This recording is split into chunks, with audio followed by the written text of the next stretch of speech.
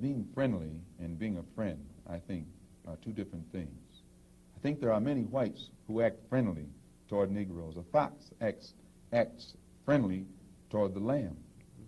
And usually the fox is the one who ends up with the lamb chop on his plate. The wolf doesn't act friendly, and therefore the wolf has more difficulty in getting the lamb chop in his plate.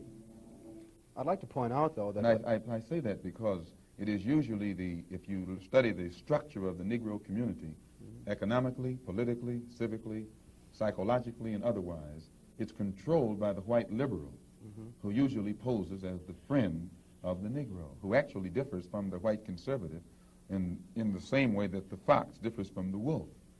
Their appetite is the same. Their motives are the same. It's only their mannerisms and methods that differ. I would agree that no doubt there have been a large number of whites who have posed as liberals and as friends of the Negro and who have time and again betrayed the Negro. On the other hand, I think one could point to a large number of whites who have struggled for civil rights, for equality, and have got little or nothing out of it, other than quite a few bruises. Give me an example. Well, the large number of white students who have gone into the South, for example, working for SNCC and other organizations. Not working for SNCC or other organizations, but working for the white political machines who benefit by the voting efforts of Negroes. Okay.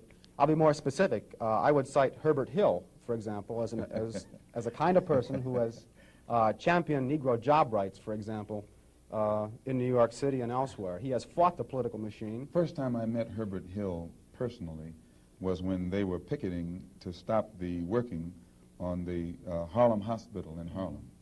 Negroes for 10 years had to fight the city to get an annex built on the Harlem Hospital.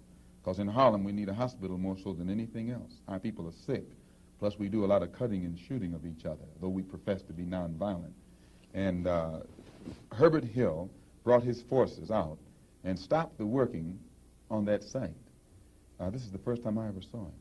Then, when work was brought to a halt on a hospital in Harlem, the same Negroes tried to stop the work at the Downstate Medical Center in Brooklyn, which is predominantly white. They were out there for 3 months during the summer. Couldn't stop anything. And I never saw Herbert Hill out there one time. Now, whenever it takes a stoppage of something that's going to affect the white man, you find the white liberal absent. But when it involves something that primarily will affect the best interests of black people, and black people only, then that white liberal is present. Herbert Hill is the labor secretary for the NAACP. And if he was interested in black people, he would prepare a black man with the type of knowledge and understanding of the labor troubles involving black people that would enable a black man to sit in the same position as Secretary of Labor or Labor Secretary in the NAACP. I'm suspicious of whites who join Negroes and always have to be in the lead, who always have to be the head, who always have to be at the top in Negro organizations. Those whites who really have the interest of blacks at heart, let them give some advice to some Negroes and stand on the sideline. But don't join the organization and then get at the head of it and pose as a friend of Negroes. Well, I would defend his sincerity and his commitment.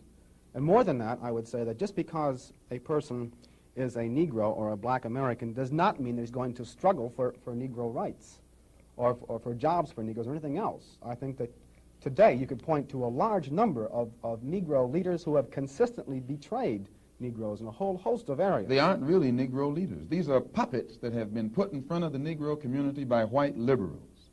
These are parrots that have been put in front of the Negro community by white liberals. You can't name me a Negro leader who has been betrayed Negroes, who has not been endorsed, sanctioned, subsidized, and supported by the white liberals. Minister Malcolm, I'd like to... Well, I could cite one example would be Congressman Dawson, for example, in Chicago. In Chicago, a large number of liberals located in the Hyde Park district have consistently fought Dawson and his betrayals of the Negro, and they've also fought some of the people who represent Dawson on the Chicago City Council. The only Negro I know who is constantly fought, only Negro politician that I know who is constantly fought by white liberals is Adam Clayton Powell. And they call him a racist because he speaks so bluntly on the race issue. But I'm not, as I said, not too familiar with Dawson and his work.